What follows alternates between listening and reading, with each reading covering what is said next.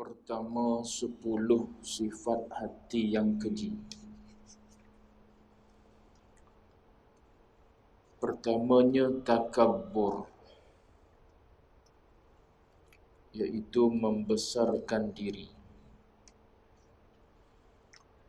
Tuan-tuan muslimin sedang jemaah yang dirahmati Allah sekalian, alhamdulillah. Pertama dan selama-lamanya panjatkan puji syukur pada Allah dengan izin taufik hidayah Allah Ta'ala juga pada malam ini kita sambung bacaan kitab 20 sifat hati yang keji dan terpuji. Pertemuan yang lepas kita habis baca muqaddimah pendahuluan. Pada malam ini bahagian yang pertama kitab ini dia akan ceritakan kepada kita 10 sifat hati yang keji. 10 bukan makna mimba bihasrin, tidak. Bukan dengan makna nak membataskan sifat-sifat yang keji ni hanya 10 sahaja. Tapi banyak lagi sifat-sifat yang keji ini. Cuma yang 10 ini adalah pokok ataupun asal dia. Daripada 10 ini lahir sifat-sifat keji yang lain lagi. Ada ulama bilang mereka mengatakan 1000 sifat-sifat yang keji. Jadi kalau kita boleh kenal yang asas 10 ni, boleh cabut buang daripada hati kita 10 sifat keji ni, maka itu pun sudah selamat kita daripada sifat-sifat mazmumah yang asas. Dengan cabut yang asas ni maknanya tak ada lah yang furu', tak ada lah yang cabang-cabang dia daripada yang besar ni. Jadi dia bilang kepada kita dalam kitab kecil ini, lebih kurang 56 muka surat. 56 muka surat ni kalau istilah moden sekarang ni dia panggil monogram ya. Bukan nama kitab. Tapi tak apalah. Jadi yang pertama sekali ialah dia tulis situ takbur. Tapi kalimah Arabnya kita baca takabbur. Daripada takabbara yatakabbaru. Takabburan. Orang yang ada sifat ini kita panggil mutakabbir. Isim fa'il. So takabbara yatakabbaru. Takabbur. Ejaan Arab dia tak ada waw. Takabara. Baca dia takabbur. Kita orang Melayu boleh jadi payah nak sebut takabbur, kita dah sebut takbur lah. Jadi Syekh sebut sini dengan penggunaan bahasa Melayu kita lah yang duk panggil takbur. Padahal dari segi sebutan yang betulnya ialah takabbur. Baik. Sifat itu dalam bahasa Arab dipanggil al-kibr. Sifat kibr. Dia terbahagi kepada dua. Ada zahir dan ada batin. Al-kibr ini adalah sifat yang ada dalam diri manusia. Maknanya dia ada dalam hati. Tak nampak luar. Nak tengok sekarang ni sifat kibr ni pada kita tak nampak. Tuan-tuan yang duduk dalam masjid ni tengok satu sama lain tak nampak sifat kibr. Nampak juruh tahu. Soleh lah. Nampak baik perangai semua. Nampak orang kaki masjid nampak tawaduk lah. Nampak soleh, nampak tawaduk. Tapi boleh jadi al-kibru ni ada duduk dalam kita. Kena masa dia keluar. Boleh jadi balik di rumah keluar sifat al-kibru. Duduk depan orang ramai ni, kita menzahirkan sifat tawaduk, merendah diri kita. Sebab orang duk tengok ni, malu kalau engkau orang kaki masjid, kepiah duk atas kepala, pakai jubah pula dengan serban dan sebagainya, malu orang. Kalau orang tengok, dia ni ngaji agama, agamawan, ustaz, tapi ada sifat takbur. Melayu guna takbur. Sebab tu di masjid ataupun di luar boleh jadi tak nampak. Sebab tu dia sifat ni sifat hati. Al-kibru ni khuluqun nafs, dipanggil sifat yang ada dalam diri kita. Selama mana dia duduk dalam hati, dia tak keluar, duduk dalam diri kita, maka dia panggil kibrun. Itu istilah, dipanggil kibrun. Tapi bila kibrun ni keluar, zahir, muncul, sampailah kepada luaran kita, maknanya tak mampu tu nak tahan tu. Dia keluar sehingga ke jawarih kita. Jawarih maknanya anggota zahir kita.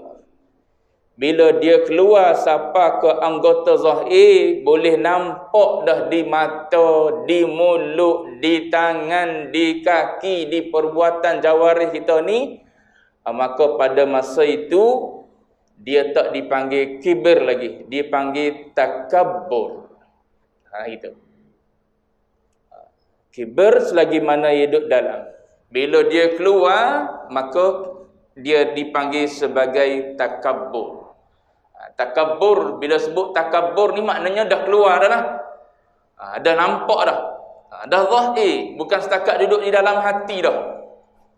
Orang yang apa? Orang-orang tersebut, fulan tersebut.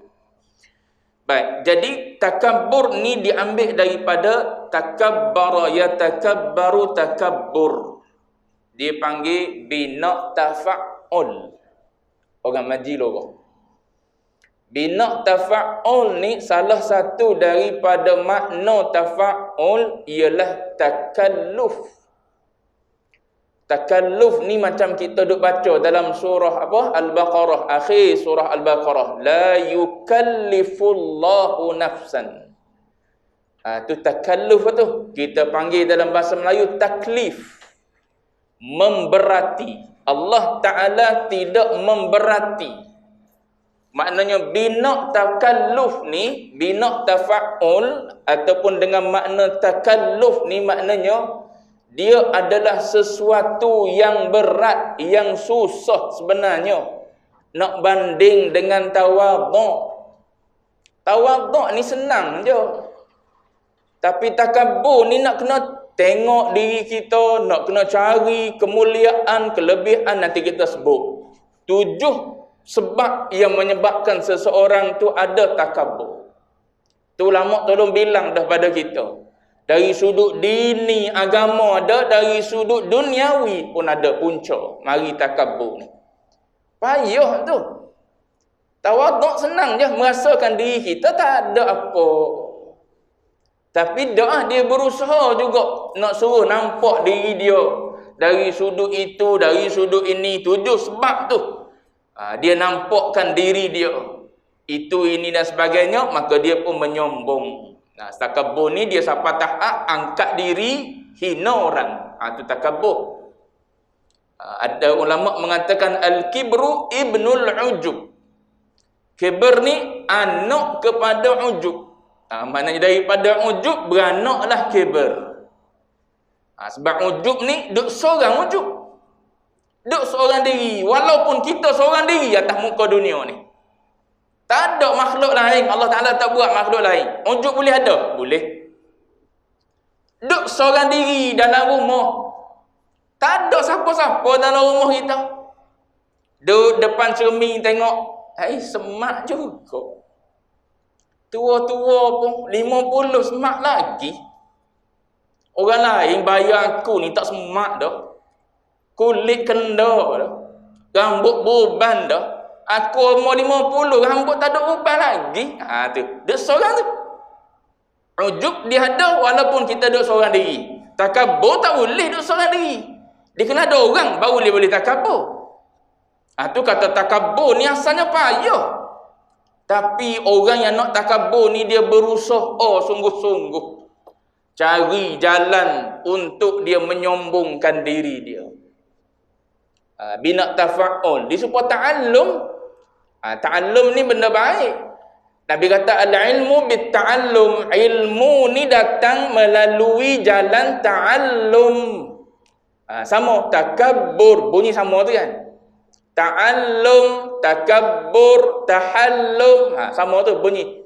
Semua atas wazan, atas timbangan, atas acuan tafa'ul. Ta'allum iaitu belajar. Ilmu mari melalui belajar. Bila sebut belajar, dia tak mudah. Tanyalah siapa-siapa yang belajar, nak jadi orang pandai, nak jadi orang alim, boleh ke dengan duk nyanda gitu? Tak boleh lah. Macam mana dia boleh jadi orang alim? Quran ada dalam dada, duk mulut, lacam mulut. Nak Quran keluar mulut, nak hadis keluar mulut. Cuba ke cara dia dengan cara kita duk nyanda dengar doa.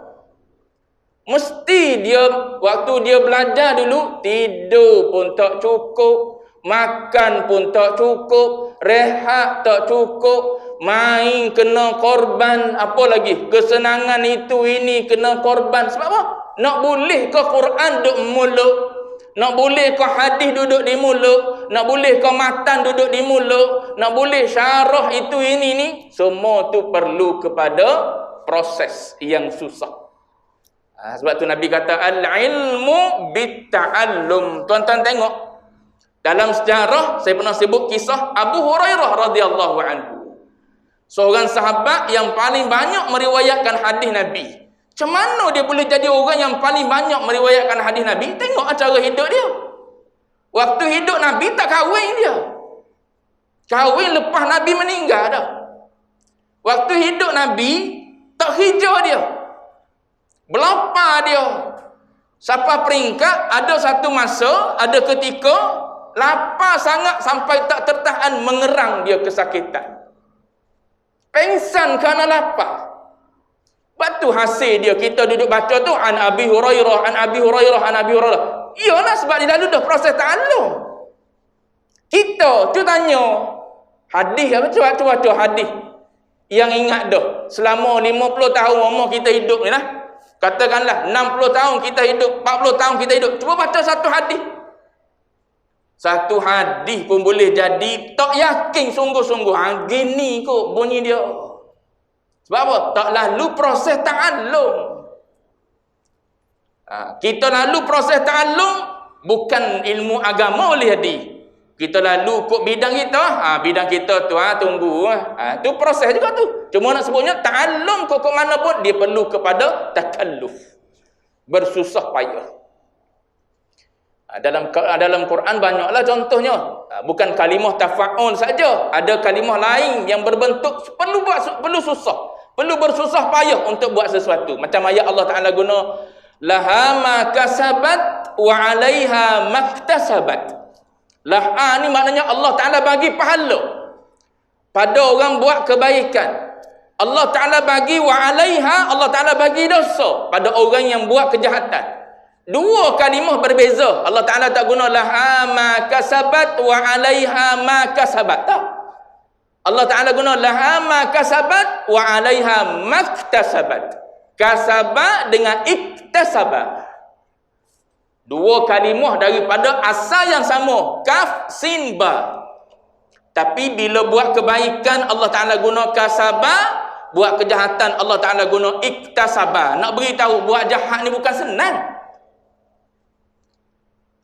Nak pegang tangan orang yang bukan mahram kita bukan boleh buat senang-senang depan orang. Kena cari tempat bersembunyi. Cari mana tasik belakang pokok dalam kereta gelak-gelak cepat gelak. Kalau tak ada kereta duduk dalam gelak dengan nyamuknya, dengan itu dengan ini. Kita yang ada bini pegang ya bila-bila. Ada masalah. Peluk nak duduk bila-bila. Orang nak berzina, kena cari hotel, tempat tak ada apa? Tak ada jabatan agama pergi siasat. Bukan senang. Kita bini kita di rumah, bila-bila masa. Tengok agama aja. Iktasabat bila buat dosa. Tapi bila orang ni jadi sebati dengan kejahatan, tuan-tuan tengok ayat Quran Allah Ta'ala guna. As-sariqu was-sariqatu faqta'u aydiyahuma jazaa'an bima kasaba. Tengok. Asal tadi Allah Ta'ala guna untuk pahala. Allah Ta'ala guna kasab. Senang buat pahala ni. Semayang. Mana ada orang nak larang? Semayang, kau nak berzikir, kau nak baca Quran, kau buatlah mana-mana pun. Nak pegang tasbih di bus station, bus stop. Tak ada orang salah, tak ada orang tegur, tak ada orang marah kita. Benda baik, siapa nak marah? Ambil sampah, buang dalam tong sampah, ada orang marah? Tak ada orang marah. Ada apa, ranting-ranting kayu tengah-tengah jalan, ambil kita buang, ada orang marah? Tak ada orang marah, orang puji, orang viral, boleh dalam TikTok, boleh duit lagi kita. Contoh. Tapi bila orang ni dah sebati dengan kejahatan, tengok gaya bahasa Allah Ta'ala bercakap. Jaza'an bima kasaba.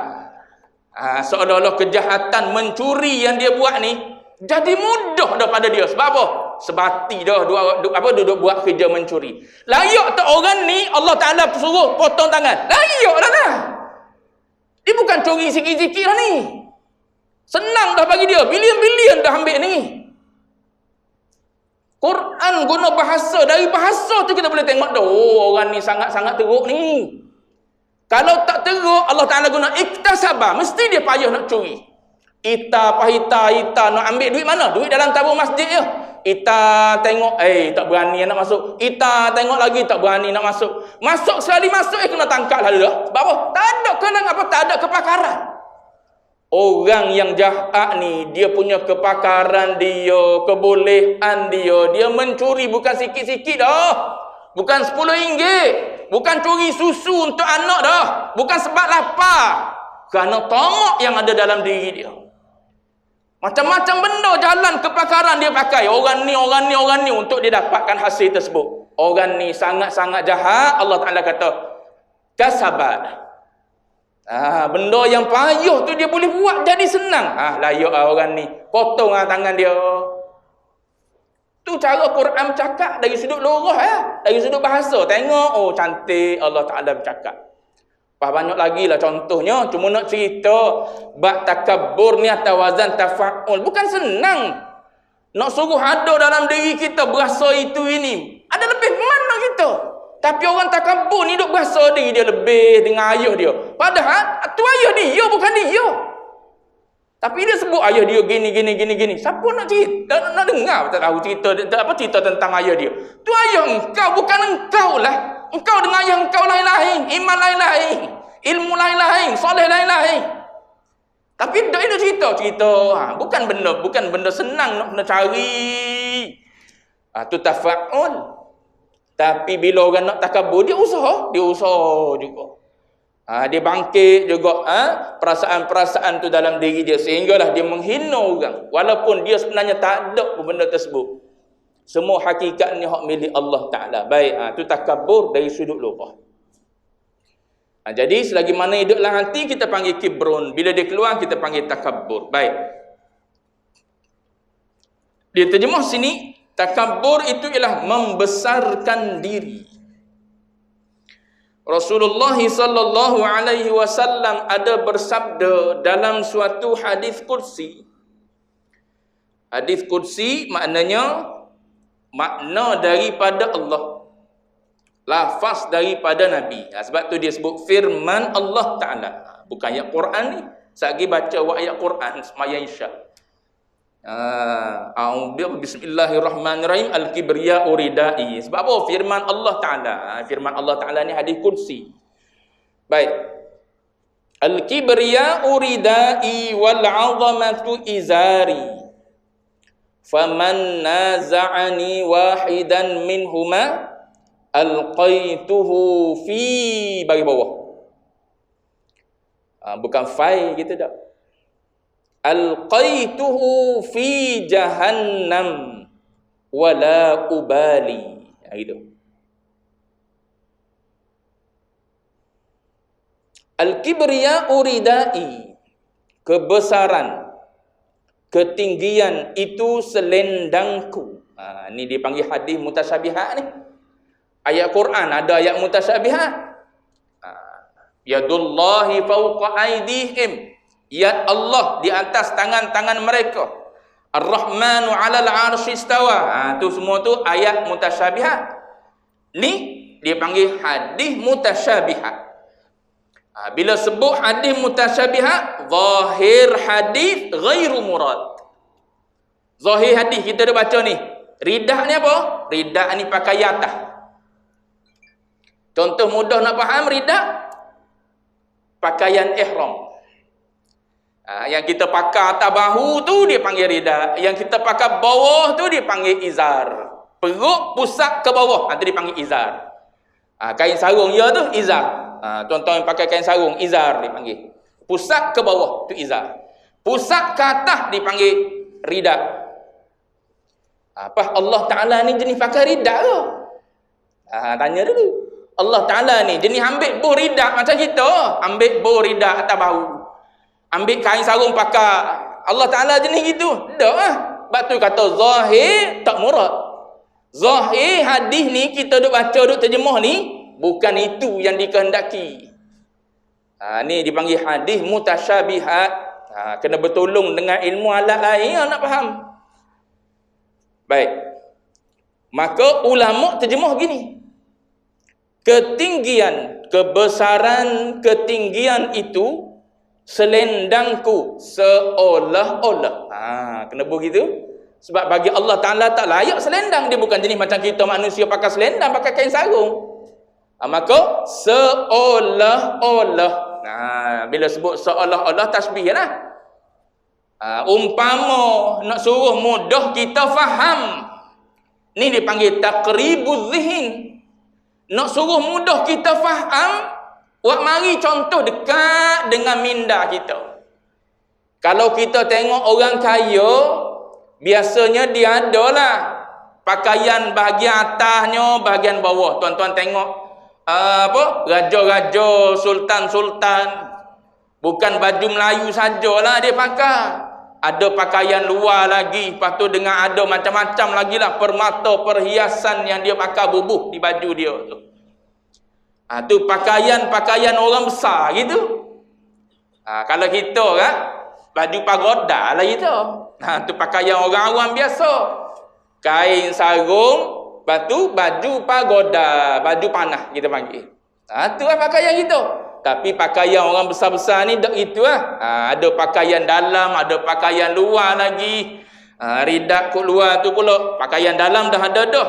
Kok pula ubuh kot luar. Kita duk meniaga tepi jalan, pakai kok ke? Tak lah itu. Tapi orang yang ada kedudukan, baju kemeja dah dalam dah. Di luar ni ada kot pula, ada blazer pula. Lepas tu kod pula orang tengok brand apa.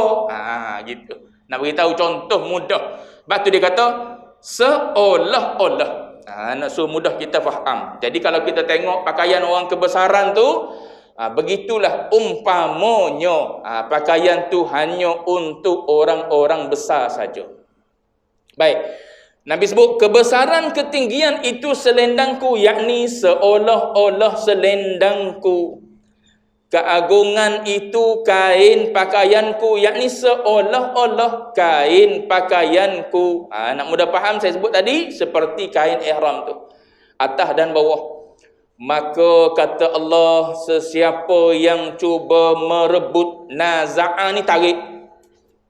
Nazak kan, kita duk guna dalam istilah Melayu kita pun nazak, orang nak mati. Naza'a ni tarik. Tu nak mati gitu. Sebab tu guna nazak tu, maknanya malaikat tarik nyawa kita.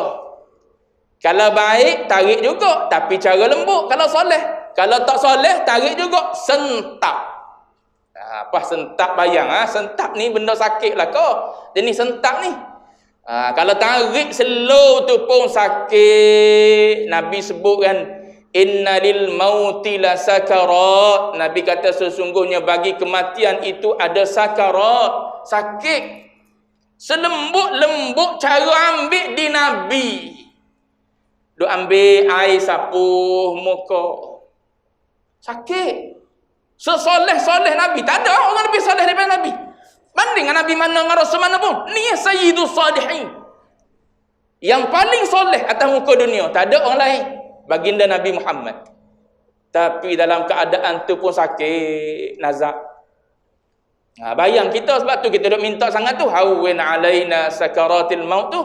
Allahumma hawwin alaina fi sakaratil maut. Kita duk minta dengan apa, dengan Allah Ta'ala. Tiap-tiap lepas mayang, tiap-tiap lepas mayang. Minta lah sebab kita dekat dah ni. Kau duk berasa panjang umur lagi. Makin tua maknanya makin dekat lah dengan noktah. Dengan batu sempadan kita. Makin hampir.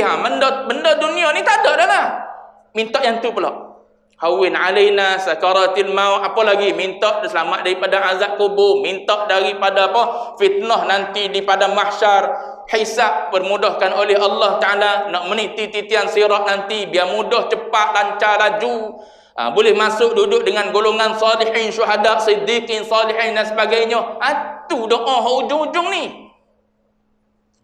Lepas tu bekal ni tasawuf susah lagi.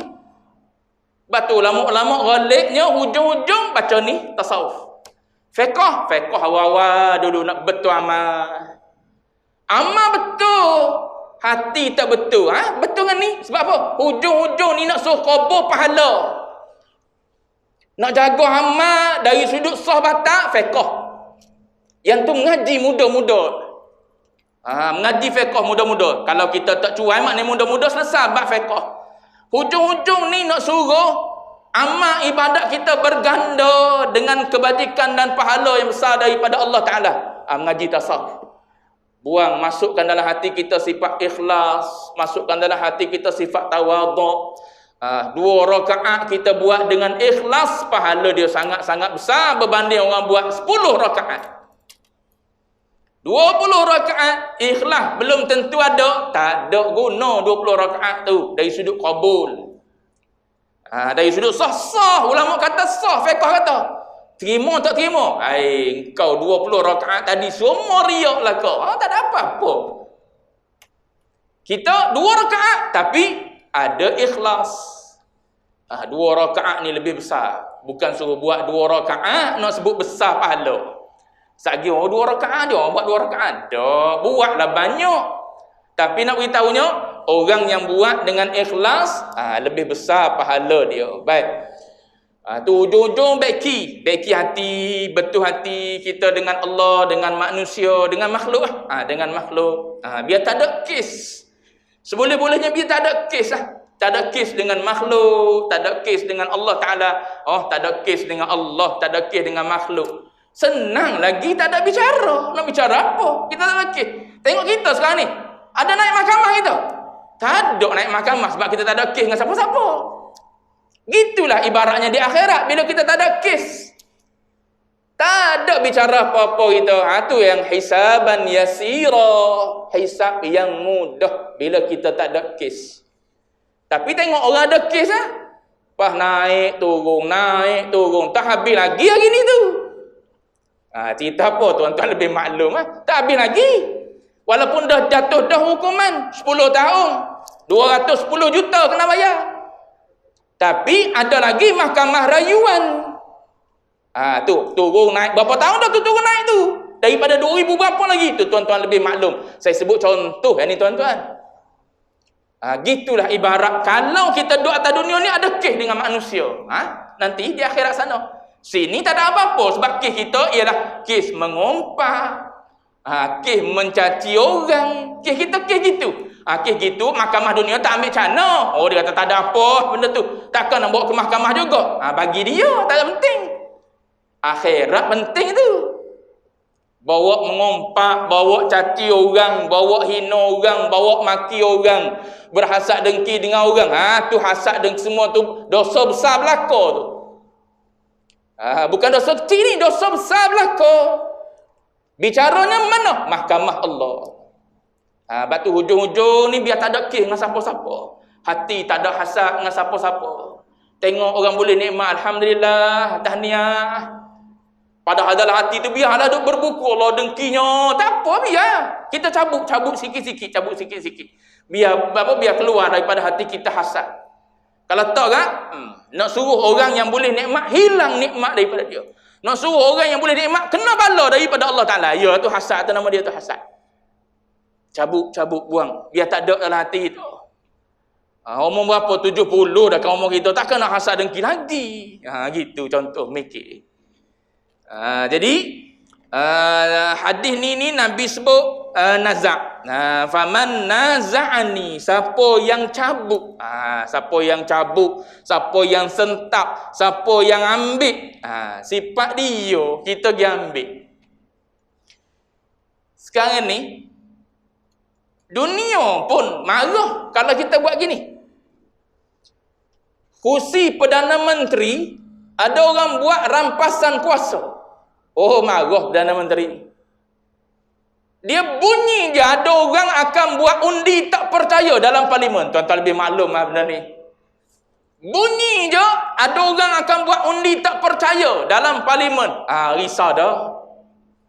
Sebab apa? Kursi kita boleh pula naik melalui pilihan raya contohnya. Kita naik secara molek, secara halal, tak ada lopak mana-mana kita. Tiba-tiba ada orang nak buat undi tak percaya dalam parlimen. Susah gelisah kita. Sebab apa? Nak ambil kuasa kita. Ni Allah Ta'ala punya kuasa kita nak rampas. Raja Sultan, dulu pernah saya sebut dah. Pernah di Kelantan kan ada pertabalan Sultan. Sultan yang macam mana? Sultan yang tak sah lah. Bila dia buat gitu, dia ambil tindakan. Sebab apa? Salah dari sudut undang-undang. Dia bukan boleh tabah tepi-tepi jalan je. Tak boleh tabah ikut suka kita. Kita tabah dia ni jadi raja. Lepas tu tak berkenan pula dengan dia ni. Tu gua mau jadi raja. Biar aku pula naik jadi raja. Bukan begitu sistem beraja. Maka begitulah ibaratnya Allah Ta'ala ni Malikul Mulk. Dia adalah raja kepada segala raja. Dan dia adalah raja hakiki, bukan majazi. Adapun yang dunia ni majaz je. Maka kita pergi cabut, pergi ambil perangai dia, buh di kita yang tak punya apa-apa. Tak layak. Sebab tu Allah Ta'ala kata, siapa-siapa yang ambil dua sifat ni, kibar dengan azamah, kata Allah, alqaituhu fi jahannam. Tengok kasar. Aku campak. Bukan aku ambil letak, dah aku campak. Alqai ni aku campak. Ilqa ni maknanya campak. Campak ni kat maknanya kita boleh faham lah campak. Campak ni daripada jauh ke tempat jauh, daripada atas ke bawah jatuh. Campak pula ke mana? Fi jahannam. Kita tahu jahannam ni neraka yang paling teruk sekali. Lepas tu pula la ubali, aku tak peduli. Aku tak peduli dia orang atas. Peduli apa? Dia orang berkuasa. Tak peduli. Supaya zaman ini orang ada kuasa tak peduli. Begitulah ibarat Allah Ta'ala kata, aku tak peduli dah. Mu nak meraung kau, nak menjerit kau, nak minta tolong kau, nak apa kau, dunia aku bagi tahu dah. Jangan ambil sifat ni. Kita jawab di dunia, aku tak peduli. Kita jawab di dunia, Allah Ta'ala akan jawab balik pada kita, aku tak peduli kau di akhirat ni.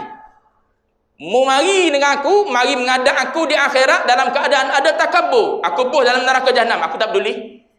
Sebagaimana mu jawab di dunia dulu, orang bagi tahu ni sifat takabur ni, jangan sombong, jangan ego, jangan selfish.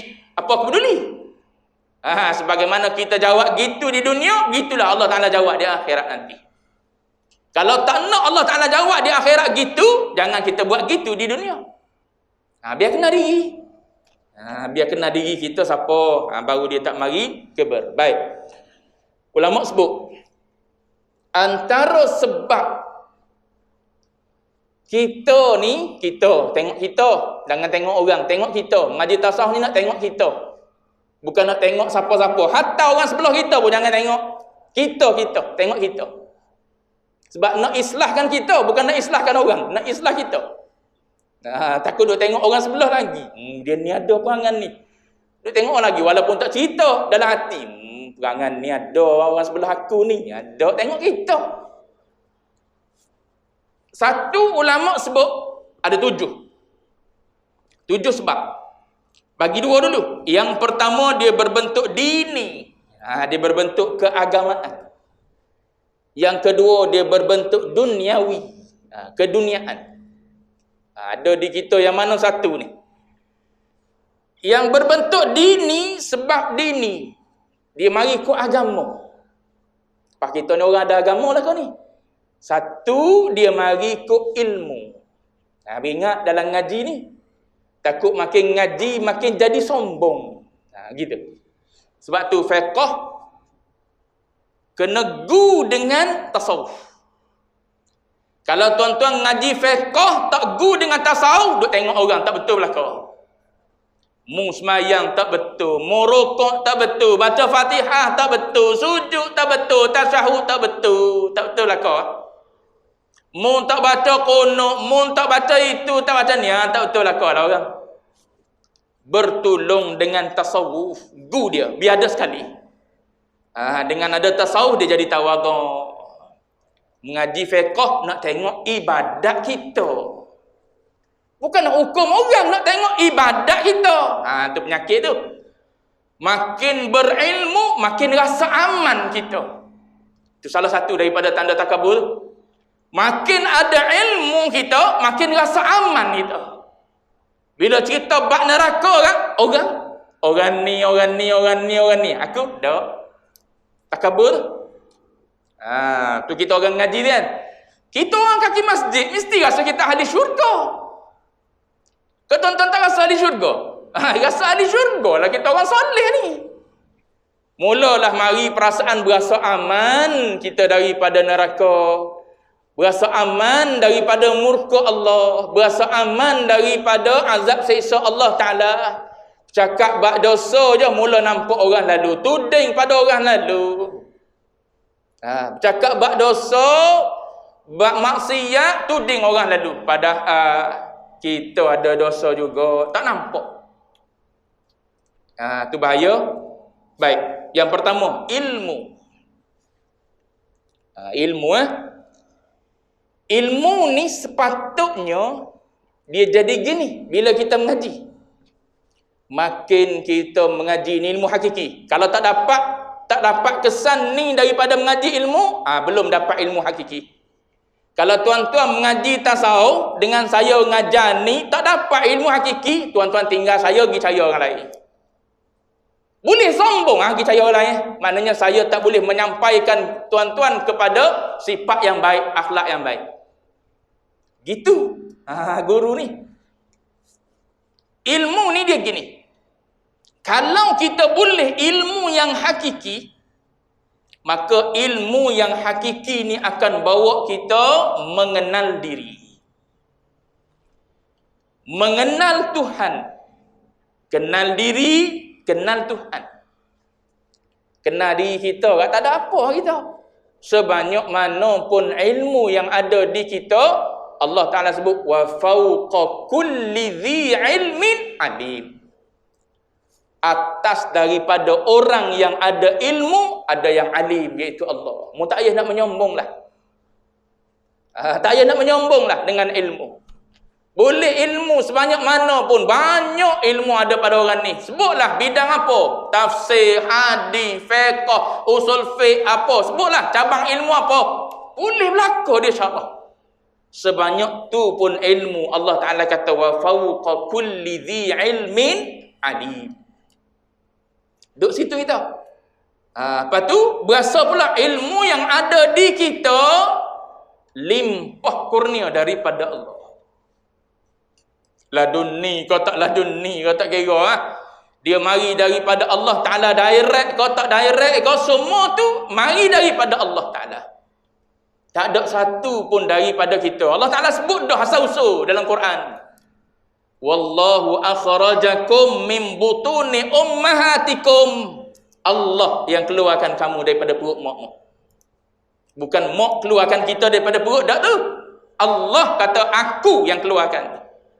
Keluarlah kita daripada perut mak kita pada waktu sekian, tarikh sekian. Tak boleh hejah tu. Tak ada doktor boleh hejah, boleh pisah tak.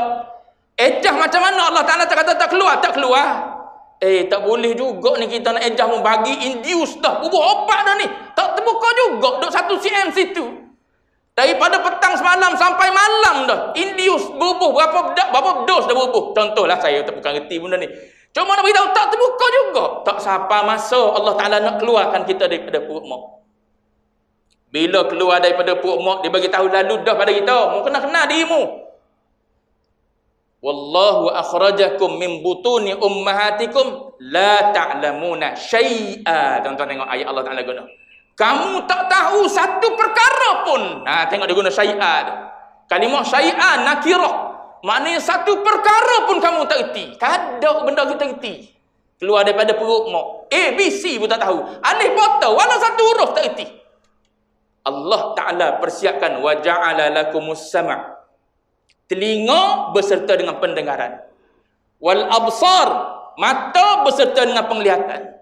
Wal af'idah. Hati berserta dengan akal fikiran.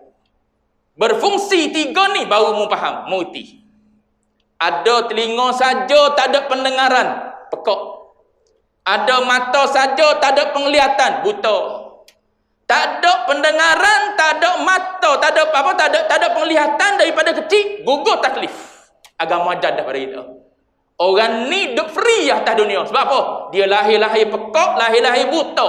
Orang ni tak payah ngaji, tak payah buat apa.